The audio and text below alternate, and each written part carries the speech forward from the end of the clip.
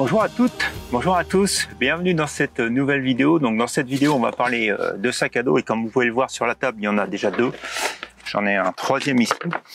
Donc je vais vous donner un peu toutes les petites choses qu'il faut prêter attention, je dirais, lorsque vous faites l'achat d'un sac à dos et comment j'en suis arrivé à cette sélection de sacs à dos. Donc je dois être franc avec vous, j'ai utilisé essentiellement ces deux sacs à dos là. Vous avez déjà vu dans les sorties, et puis donc dans la deuxième partie de la vidéo, je vais vous parler un petit peu plus de ce sac à dos, alors qui m'a été prêté par KNF Concept.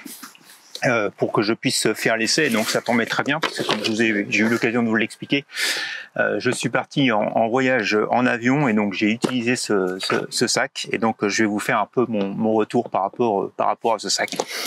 Alors tout d'abord, sur les sacs, donc vous m'avez vu dans toutes les vidéos avec ce gros pépère que vous voyez ici, donc une certaine taille quand même. Alors je me suis amusé tout à l'heure justement à le peser, donc il faut savoir qu'il y en a pour 11 kg et j'ai pas encore le trépied qui est dessus, donc ça fait quand même un certain poids. Je pense que du coup avec le trépied j'ai quelque chose comme 12 ou 13 kg sur le dos quand je pars, sans compter aussi parfois le drone que j'attache dessus. Alors le drone, je crois que lui il fait moins d'un kilo, mais en tout cas voilà, probablement on n'est pas très loin des 14 kg pour le sac à dos.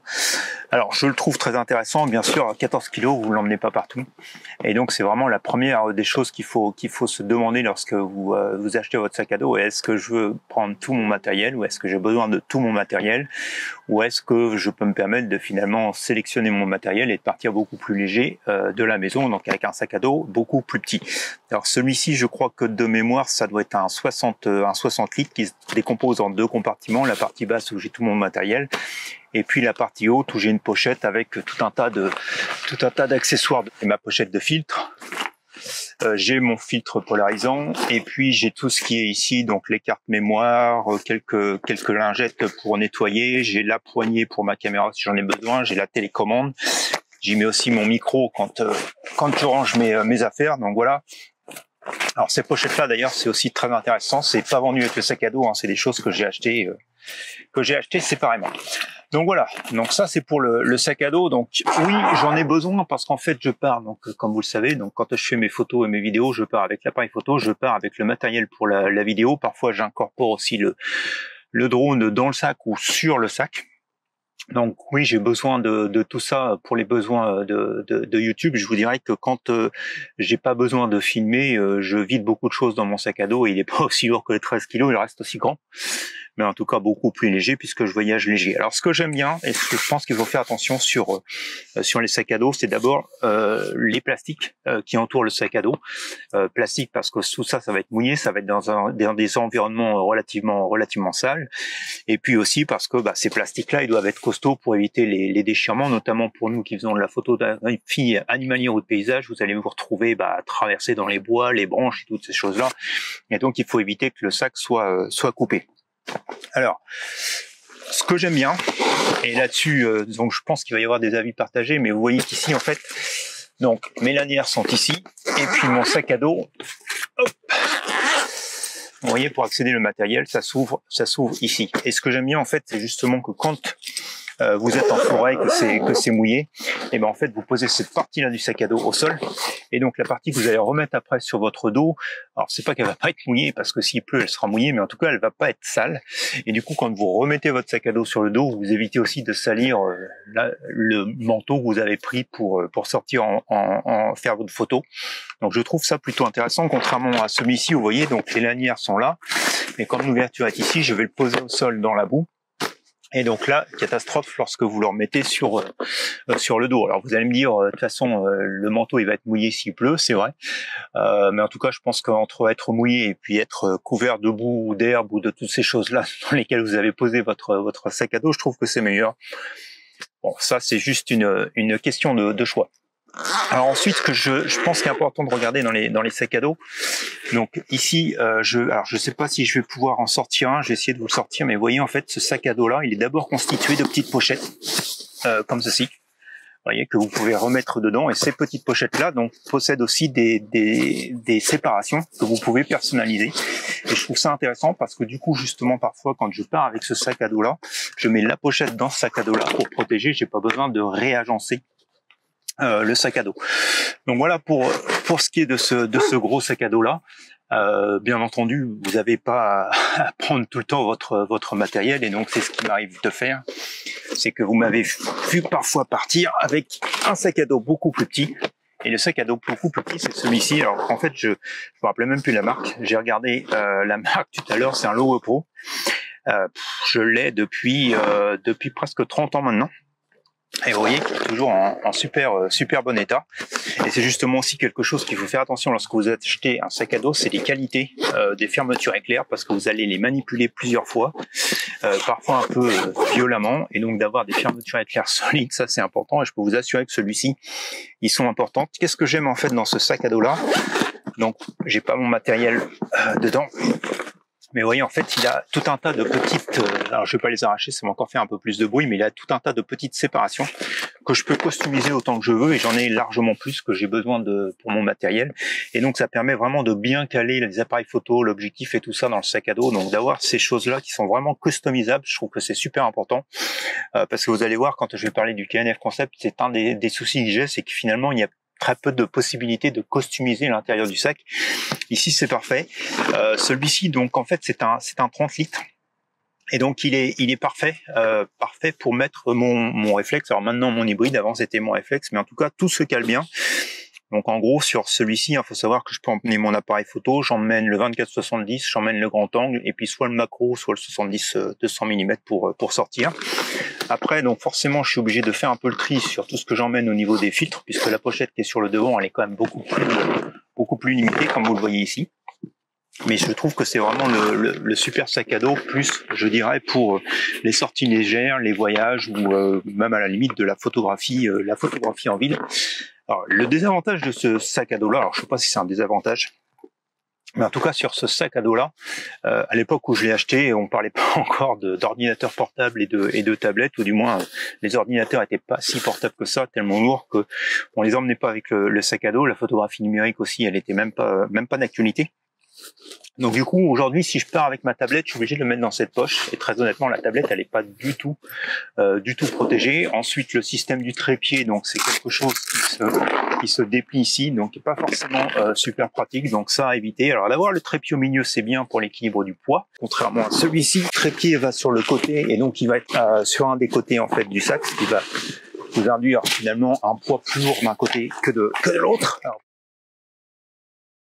Donc ça, c'est le sac qui m'a été donc prêté par KNF Concept. Alors il a beaucoup de choses intéressantes, ce sac. Donc tout d'abord, donc celui-ci, les lanières sont ici. L'ouverture est aussi sur le dessus. Alors hop, il va s'ouvrir comme ceci. Et donc vous pouvez voir l'intérieur du sac. Alors justement, comme vous le voyez ici, j'ai mis une configuration, et c'est presque la seule et unique configuration que vous pouvez mettre. Enfin, vous pouvez varier un petit peu, mais globalement, c'est la seule chose que vous pouvez faire. Ce qui veut dire que vous avez un appareil photo, vous avez des objectifs, ou alors vous retirez cette partie-là qui est amovible. Vous pouvez mettre votre drone. Et donc en fait, c'est quand même assez limité. Donc je vais vous montrer en fait ce qui se passe. Vous avez ces petites lanières ici. Donc qui servent justement à tenir les compartiments. Hop. Et puis vous avez donc deux fois ce genre de mousse en fait qui vous permettent de customiser votre intérieur de sac photo. Mais vous voyez, en fait, c'est pas non plus customisable à l'infini. Il y a vraiment peu de choses que vous pouvez faire. Donc ça reste quand même assez délicat. Et donc justement, donc en fait dans ce sac là, donc moi il faut savoir que mon hybride, donc je le mets sans l'objectif, mais en général donc j'ai le 24-70 qui est mis devant. Et vous voyez, en fait, si je mets mon 24-70 ici à l'intérieur, et ben je perds un peu de place de chaque côté de l'appareil photo, puisque l'objectif va venir ici. Donc ça, c'est quelque chose qui est un peu embêtant. Et puis l'autre chose que je trouve embêtante, c'est que vous voyez, une fois que j'ai mis alors mon objectif 24-70, il prend quand même beaucoup de place ici, et donc en fait ça me laisse plus beaucoup de place pour mettre beaucoup de choses. Il n'est pas non plus super bien calé. Alors en fait j'ai mis dans le mauvais sens, hein. Il faudrait que je fasse dans l'autre sens. Mais voilà, il n'est pas non plus super bien calé. Du coup vous allez me dire, qu'est-ce qu'il a de bien ce sac à dos? Et ben je pense que c'est le sac à dos parfait si vous êtes avec du matériel hybride, parce que justement en fait sur mon voyage aux États-Unis, donc je suis parti avec avec mon Z30 là qui est en train de filmer. Donc c'est un, qu'est-ce que j'ai dit, hybride? Oui, oui c'est ça, c'est un hybride, mais ce que je veux dire c'est un APS-C surtout, et pas un full frame, donc ils sont beaucoup plus compacts comme appareil. Et donc du coup j'ai pu caser mon appareil, j'ai pu caser le deuxième objectif que j'ai sur l'appareil, et puis après j'ai pu mettre tous les accessoires dont j'avais besoin pour l'appareil photo dans cette partie-là du sac. J'ai emmené la GoPro, j'ai emmené qu'est-ce que j'avais? J'avais des micros, j'avais la GoPro, j'avais l'appareil photo. Donc tout ça, ça s'est super bien calé dans le sac à dos, et je pense que c'est vraiment le sac à dos parfait là en 20 litres justement pour tout ce qui est format APS-C, parce que ça se cale plutôt bien là dans le sac à dos. Donc une fois qu'en plus il est mis dans le sac à dos, vous avez ces lanières qui est plutôt relativement bien calé. Donc ça aussi, ce qui est intéressant, donc c'est pas forcément non plus d'avoir beaucoup de compartiments, mais de pouvoir s'assurer que les compartiments sont bien serrés et solides, parce que je me suis aperçu parfois dans celui-ci, si je cale mal en fait toutes ces choses-là, ou si on sont mal mis avec le poids des appareils, ça a tendance à glisser. Donc faut être très prudent quand même là-dessus dans tout ce qui est customisable. Ici au moins je trouve qu'une fois que c'est mis, même si vous n'avez pas beaucoup de variations, ça ne bouge plus. Donc ça c'est l'intérêt. Et puis le deuxième intérêt de ce sac à dos là, avant de passer au troisième, c'est que sur le dessus vous avez une poche. Et donc je trouve ça super intéressante, en plus elle est profonde, et ce qui s'est passé donc quand je suis parti dans cette poche là, eh ben, j'ai mis tout ce qui était mes chargeurs, alors aussi bien mes chargeurs téléphone que appareil photo, que celui de la GoPro, que mes cartes mémoire. Je suis parti sans filtre, non j'avais la petite pochette de filtre qui était aussi là-dedans, une toute petite pochette carrée. Et puis bah après des affaires personnelles, j'avais un pull pour voyager en avion, j'avais je crois que c'est à peu près tout ce que j'avais, et puis oui, quelques bouquins pour lire dans l'avion. Donc c'est une poche qui est assez profonde, je trouve ça super.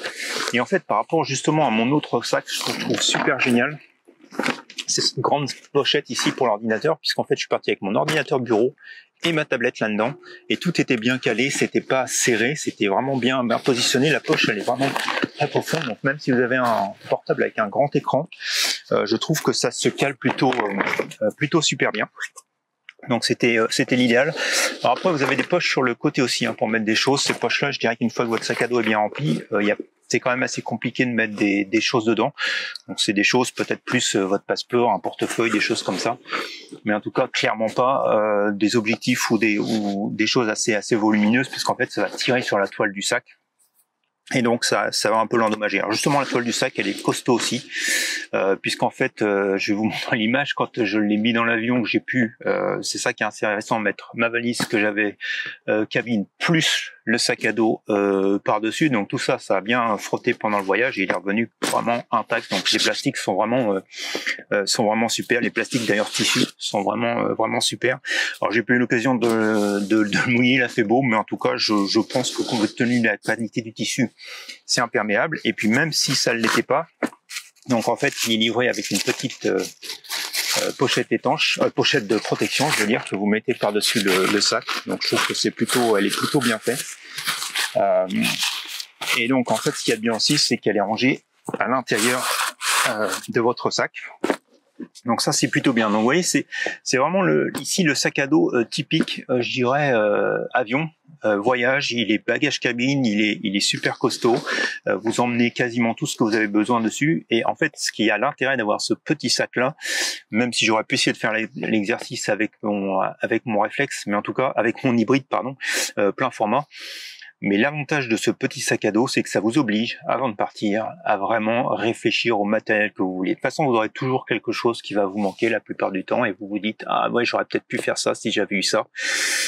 Et donc, vouloir partir avec un sac de 14 kilos quand vous faites un voyage en avion, c'est hors de question. Si vous faites de la randonnée en montagne, déjà, ça commence à être beaucoup, parce qu'il va falloir ajouter la tente et tous les accessoires, donc vous pouvez oublier. Donc, avoir vraiment cette volonté d'optimiser son sac et de prendre vraiment le strict minimum, et se dire ouais, j'ai peut-être pas besoin de ça. Je trouve que c'est vachement important. Et donc d'avoir ce 20 litres, c'est vraiment le format pour moi le mieux pour le sac à dos. Donc franchement, je vous le recommande. Alors j'ai pas parlé d'autres petites options. Alors faut quand même que je vous en parle. Il y a un truc qui m'embête sur ce sac à dos là, c'est que vous voyez, en fait j'ai la sangle ici qui est encore une fois retournée dans le sac. Donc quand vous fermez, c'est un peu la galère, comme ici.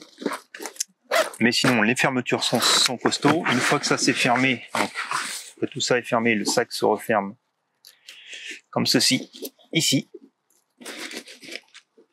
Tac. Et donc vous avez enfin une autre petite pochette sur le dessus. Alors je sais pas si vous êtes quelqu'un à prendre des notes papier, bah vous me les mettez ici. Moi c'était mon téléphone et mon passeport qui était ici. Et puis la dernière chose donc qui est vraiment importante sur tous les sacs à dos, bah vous allez le porter, donc il faut regarder que tout ça derrière c'est bien renforcé. C'est le cas ici. Donc c'est renforcé, les bretelles sont renforcées. Il y a probablement une chose que j'aurais voulu avoir sur ces bretelles là. Vous avez ici la petite sangle de poitrine.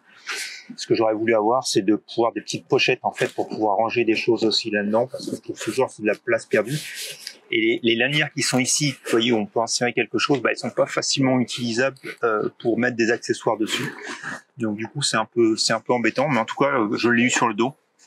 Vraiment confortable à porter, donc ça il faut regarder. Alors forcément vous n'avez pas non plus tous les ajustements, donc ça va dépendre de la morphologie des personnes, mais en tout cas pour moi c'était super bien adapté pour porter sur le dos. Et puis enfin donc pour le trépied, donc c'est là-dessous, ce qui fait que bon ça reste pour un trépied de voyage, mais en tout cas ça reste équilibré sur votre sac, donc ça c'est plutôt aussi intéressant pour les voyages. C'est vraiment le super sac à dos de voyage avec une valise et puis votre matériel photo par-dessus. C'est vraiment le matériel idéal. Donc franchement, je vous le recommande. Alors, c'est pas parce qu'ils me l'ont prêté. Vous savez que je peux être assez critique, donc je vous ai fait part de tout ce que j'avais observé sur le sac à dos. Mais franchement, pour les voyages, c'est vraiment le sac à dos idéal. Je pense aussi quelqu'un qui fait de la photographie de rue. Je pense qu'il est vraiment super intéressant parce que vous voyez en fait, vous pouvez aussi. Alors moi j'ai mis la sangle, mais vous pouvez aussi donc l'avoir comme ça sur votre dos. Alors vous allez me faire peut-être au micro, et du fait de cette pochette, hop, alors faut que je rouvre le sac. Vous pouvez l'avoir vraiment sur le ventre, et avec cette pochette là en fait, il faut savoir qu'ici, vous pouvez aussi l'ouvrir. Voilà. Et donc vous avez accès à votre matériel à l'intérieur, donc c'est plutôt sympa aussi. Donc voilà, il peut avoir plusieurs utilisations, donc vraiment un sac à dos que je recommande pour le voyage. Et puis après, donc si vraiment vous êtes sur de la nature, si vous êtes en extérieur, vraiment là je pense qu'il faut avoir des sacs à dos un petit peu plus personnalisables pour pouvoir emmener un petit peu plus de matériel. Donc 20 litres quand on fait du paysage vraiment autour de chez soi, c'est un peu juste. Je considère moins du 30 litres pour sortir. Je trouve que c'est beaucoup plus. Et puis bah après, vous pouvez monter à 60 litres. Alors l'avantage du 60 litres, comme je vous l'ai montré, il est customisable.